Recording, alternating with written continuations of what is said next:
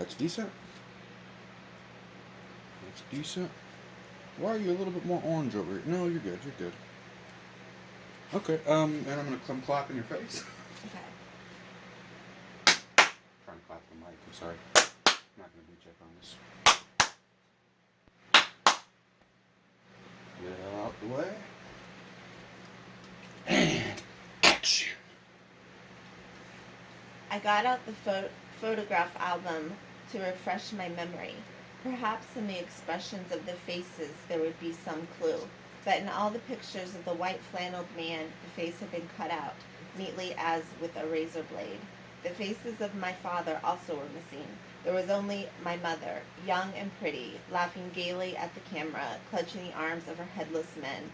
I sat for an hour with the album open on the table before me, stunned by this evidence of her terrible anger. I could almost see her doing it, her long fingers interrupt. working. Um, the last word of the last sentence was anger. Just go a little bit slower and try to pause between your sentences just a little bit more if possible, but it's no big deal. So start at the beginning of that sentence after anger. I could almost see her doing it, her long fingers working with precise fury, excising the past, which had turned into the present and betrayed her, stranding her in this house, this plastic shrouded tomb from which there was no exit. That was what she must have felt. It occurred to me that she might have committed suicide, though I'd never heard of anyone committing suicide by throwing themselves down the cellar stairs. That would explain my father's furtiveness, his wish to be believed, his eagerness to get rid of her things, which would remind him perhaps that he was partly to blame. For the first time in my life, I began to feel it was unfair that everyone had liked Aunt Lou, but no one had liked my mother. Not really. She'd been too intense to be likable. It was partly my failure as well. Had I been wrong to take my life in my own...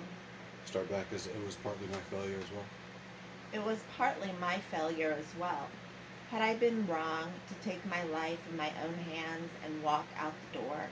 And before that, I had been the fat, mongoloid idiot, the defective, who had shown her up, tipped her hand.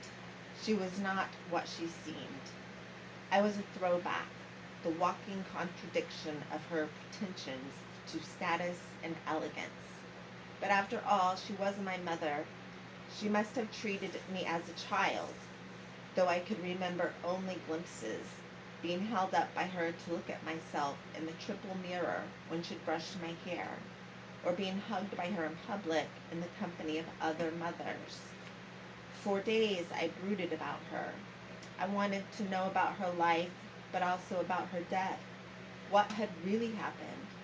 And especially if she had died in her pink housecoat and mules, why had she turned up in my front parlor wearing her navy blue suit from 1949? I decided to find Lita Sprott and ask her for a private sitting. I looked her up in the phone book, but she wasn't there. Neither was the Jordan Chapel. I took a streetcar to the district where it had stood and walked up and down the street searching for it. Finally, I found the house. No doubt about it. I remembered the gas station on the corner. But a Portuguese family lived there now, and they could tell me nothing. Lita Sprott and her tiny band of spiritualists had vanished completely. I stayed with my father. Interrupt. So start that sentence back over, but go ahead and finish a paragraph or a page and wrap it up. Go ahead whenever you're ready. To what now? Start back at the beginning of the sentence you just started, and go ahead and just find a good stopping place after that sometime the next minute or so, just sometime soon, yeah. Lita Sprott and her tiny band of spiritualists had vanished completely. I stayed with my father for 9 days, watching my mother's house disintegrate.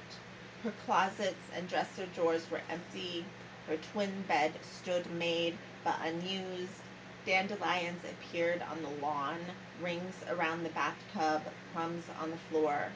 My father did not exactly resent my presence, but he did not urge me to stay. We had been silent conspirators all our lives, and now that the need for silence was removed, we couldn't think of anything to say to each other. I used to imagine that my mother was keeping us apart, and if it weren't for her, we could live happily, like Nancy Drew and her understanding lawyer dad. But I was wrong. In fact, she'd held us together, like a national emergency, like the Blitz. All done? Good deal. Okay, now I want you to keep looking at me like you are. That's actually terrific when you follow me, so I can see exactly how it looks depending on where I'm at. Because it'll be me asking you questions is the thing. Okay. And now put the book down, say I'm Autumn Williams, and I'm going to be reading blah blah blah. I'm Autumn Williams, and I'm going to be reading Lady Oracle by Margaret Atwood. Okay. Look at me when you read it, not the camera, which you did great. Okay. Exact same thing. Autumn Williams, Margaret Atwood. My name is Autumn Williams, and I will be reading Lady Oracle by Margaret Atwood. One more time right here. My name is Autumn Williams, and I will be reading Lady Oracle by Margaret Atwood.